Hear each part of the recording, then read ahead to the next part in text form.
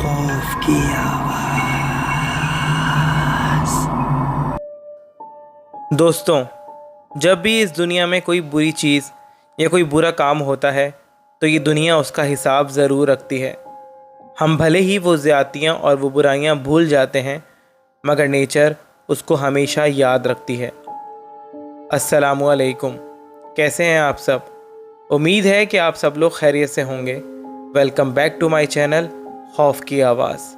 अगर आप मेरे चैनल पर नए हैं तो मेरे चैनल को सब्सक्राइब कर दें और नोटिफिकेशन बेल का बटन दबा दें ताकि आने वाली हर नई वीडियो आप तक पहुंच सके। दोस्तों, आज जो कहानी मैं आप सबको सुनाने वाला हूं, इसका ताल्लुक़ इंडिया के शहर गुजरात से है। आज की कहानी एक ऐसे पैलेस के बारे में है जहां लोग रात में तो क्या, दिन में भी जाने से डरते हैं और कोई भी शख्स वहां अकेले जाने का सोच भी नहीं सकता। उस पैलेस का नाम है अवाध पैलेस, जो कि राजकोट गुजरात में मौजूद है। सबसे पहले इस पैलेस की हिस्ट्री में चलते हैं। इसको बने हुए काफ़ी साल हो गए हैं। कहा जाता है कि ये पैलेस किसी एनआरआई का था और यहाँ पर एक लड़की के साथ बहुत सारे लोगों ने ज़्यादती की थी, फिर उसको कत्ल कर दिया था और उसको जला दिया गया था। कहते हैं उसके बाद से आज तक वो लड़की इस पैलेस में दिखाई देती है। अब वो लड़की क्या मखलूक है, कोई नहीं जानता। कहा जाता है कि बहुत से लोगों ने उसको अपनी आँखों से देखने का दावा किया है और कहा जाता है कि उसने उन लोगों को नुकसान भी पहुंचाने की कोशिश की है।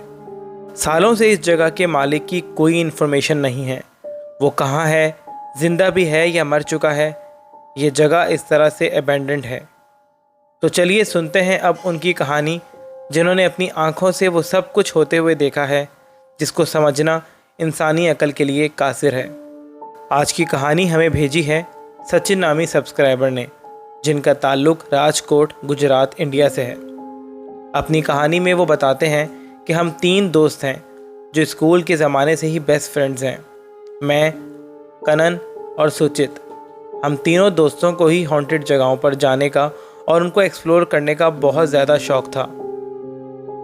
हमें जब भी कोई जगह पता चलती थी, हम वहाँ ज़रूर एक बार जाकर देखते थे कि आखिर वो जगह हॉन्टेड क्यों है, क्योंकि कोई भी जगह ऐसे ही हॉन्टेड नहीं बन जाती। उसके पीछे बहुत से राज और कहानियाँ छुपी होती हैं। ये बात तकरीबन 2016 की है। अवाध पैलेस गुजरात का टॉप हॉन्टेड जगहों में आता है। हम तीनों दोस्तों ने प्लान किया कि अब की बार हम इस जगह को एक्सप्लोर करेंगे, मगर इस पैलेस में रात के वक्त जाना मना था। बस दिन के वक्त ही आप वहां जा सकते हैं। कहा जाता है कि रात के वक्त वहां मौत आपका इंतज़ार कर रही होती है, मगर हम तीनों को तो इस बात में कोई सच्चाई नज़र नहीं आती थी। हमने प्लान किया कि हम वहां रात के वक्त ही जाएंगे, चाहे छुप कर ही क्यों ना जाएं, क्योंकि ऐसी जगहों को एक्सप्लोर करने का मज़ा तो रात के वक्त ही है। हम तीनों बहुत ज़्यादा एक्साइटेड भी थे और शायद थोड़े बहुत डरे डरे भी। कुछ दिन बाद हम तीनों बहुत ज़्यादा एहतियात और छुप छुपा के रात के वक्त उस पैलेस के अंदर पहुंच गए। हर तरफ सन्नाटा था। वहां का माहौल सच में डरा देने वाला था। जहां तक भी नज़र जाती एक वीरानी ही नज़र आती थी। हमने धीरे धीरे अंदर की तरफ रुख किया। नीचे वाली मंजिल पर हम आगे पीछे एक्सप्लोर करने लगे। आगे पीछे देख ही रहे थे कि कनन ने अचानक कहा कि यार पता नहीं क्यों पहली बार कुछ अजीब सा फील हो रहा है। आज से पहले हम जहाँ पर भी गए हैं कभी ऐसा महसूस नहीं हुआ, मगर यहाँ कुछ ऐसा महसूस हो रहा है कि जैसे कोई हमारे साथ है।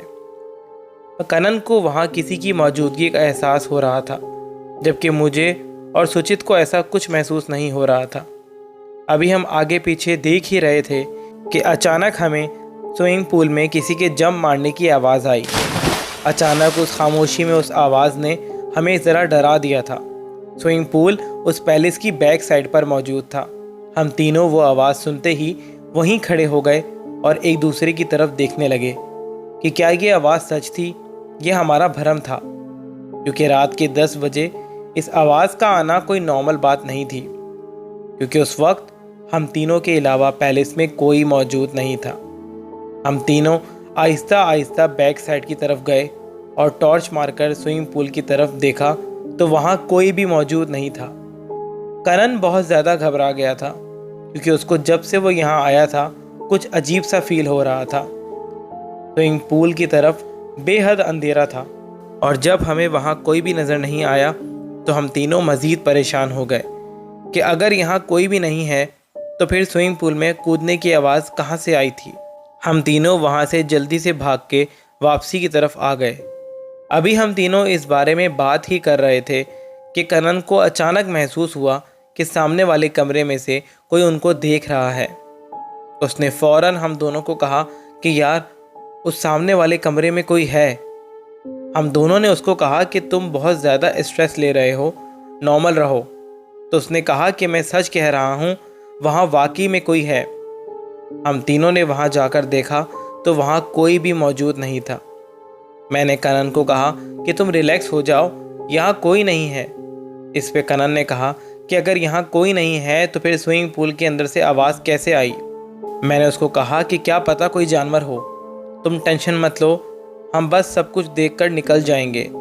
मगर हमें क्या पता था कि यहाँ आना जितना आसान होगा, निकलना उतना ही मुश्किल। हमने कहा कि चलो ऊपर की तरफ चलते हैं। हम तीनों ऊपर की तरफ जाने लगे तो सीढ़ियों पर से कोई काला साया बिल्कुल हमारे साथ से होकर ऊपर की तरफ चला गया। हम तीनों उसको देखकर डर गए। हमने पहले सोचा कि नीचे की तरफ वापस चलते हैं, मगर पता नहीं हमारी अक्लों को उस वक़्त क्या हो गया था कि हमने ऊपर जाने का फ़ैसला किया कि ऊपर चलकर देखते हैं कि वो क्या चीज़ है। अभी हम ऊपर आए ही थे कि हमें बहुत ही ज़्यादा खौफनाक चीख सुनाई दी। वो चीख किसी लड़की की थी और वो सामने वाले कमरे में से आ रही थी। हम तीनों के ऊपर खौफ मज़ीद बढ़ता जा रहा था कि आखिर ये क्या है। हम आहिस्ता आहिस्ता उस कमरे की तरफ बढ़ने लगे। हम जैसे ही उस कमरे में बढ़े तो वहाँ एक लड़की वाकई में चीख रही थी। हम इसका मुंह नहीं देख सके क्योंकि वहाँ बहुत ज़्यादा अंधेरा था। हमने उस तरफ टॉर्च मारी तो उस लड़की ने अचानक हमारी तरफ देखा। उसका मुंह निहायत ही खौफनाक था और उसका पूरा जिस्म जला हुआ था और वो हमें देखकर मज़ीद चीखें मारने लगी और हमें गुस्से से देखने लगी। उसकी आंखों में बेहद गुस्सा था और हैबत थी।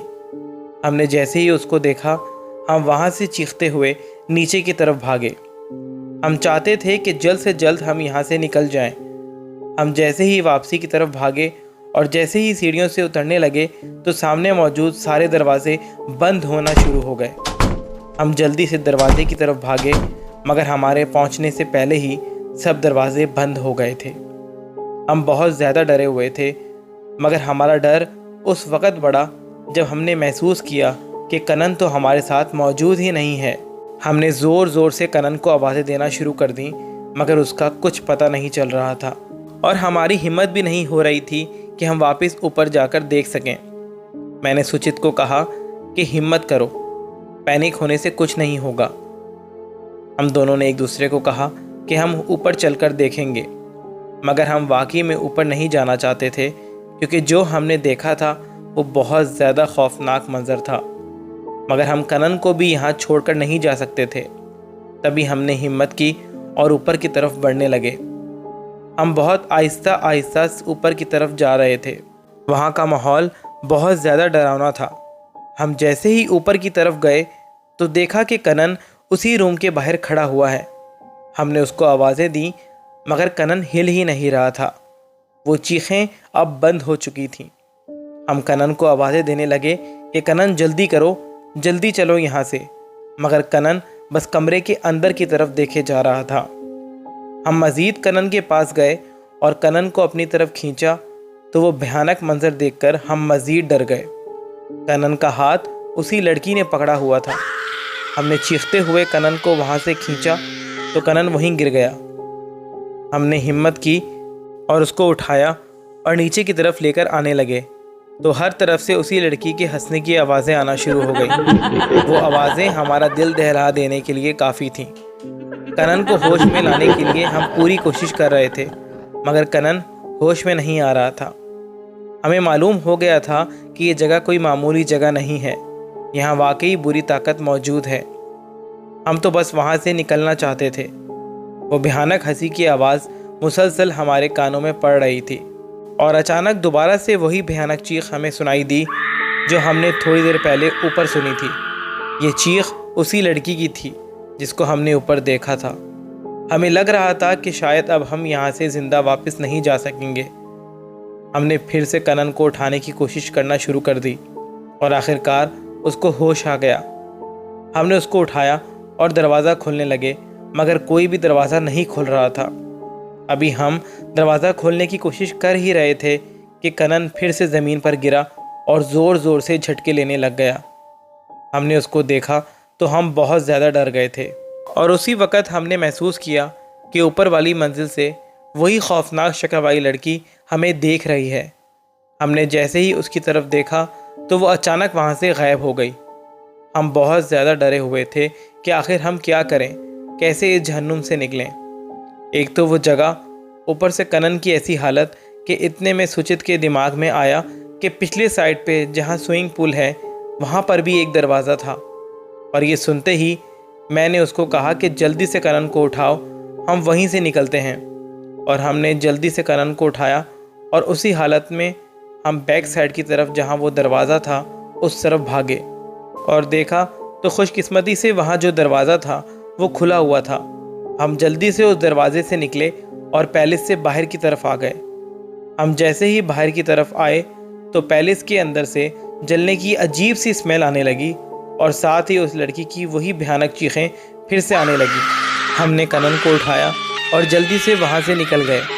हम जब घर आए तो कनन की हालत ठीक नहीं थी। हम उसको फ़ौरन डॉक्टर के पास ले गए। डॉक्टर ने हमसे जब पूछा कि इसको क्या हुआ है तो हमने उनके आगे बहाना बना दिया कि पता नहीं कि शायद डर गया है और बेहोश हो गया है। डॉक्टर ने उसको 1-2 दिन वहीं रखा। जब उसको होश आया तो वो बहुत ज़्यादा डरा हुआ था। हमने उससे पूछा कि जब हम नीचे की तरफ भागे थे तो तुम हमारे साथ क्यों नहीं भागे। तो उसने बताया कि जैसे ही हम मुड़ने लगे मुझे ऐसा महसूस हुआ कि जैसे किसी ने मेरे पूरे बदन पर काबू कर लिया है और मैं चाह कर भी कुछ नहीं कर पा रहा था। वो लड़की आहिस्ता आहिस्ता मेरे पास आई और फिर मुझे कुछ याद नहीं। इसके बाद हम घर आ गए और आज तक इस बारे में किसी को भी नहीं बताया। मगर उसके बाद से हमने किसी भी हॉन्टेड जगह पर जाना छोड़ दिया है और ऐसी जगहों का मजाक उड़ाना भी, क्योंकि जो कुछ हमारे साथ उस रात हुआ था वो हमारे लिए एक सबक था। अगर उस रात हम में से किसी को भी कुछ हो जाता तो हम कभी अपने आप को माफ़ नहीं कर पाते। अब तो बहुत से लोग दिन में वहाँ जाते हैं, घूमते हैं, देखते हैं, मगर हमारी हिम्मत नहीं है कि हम दिन में भी वहाँ जाएं और उस पैलेस को देखें। तो उम्मीद है दोस्तों कि आपको सचिन की बताई हुई ये खौफनाक कहानी और वो खौफनाक पैलेस पसंद आया होगा। और अगर पसंद आया है तो मेरी वीडियो को लाइक, शेयर एंड कमेंट करना मत भूलिएगा और मेरे चैनल को प्लीज़ सब्सक्राइब कर दीजिएगा।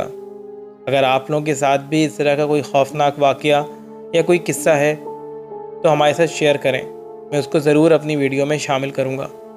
तो मिलते हैं अगली वीडियो में एक नए किस्से, एक नई कहानी के साथ। तब तक के लिए दीजिए इजाज़त। अल्लाह हाफ़िज़।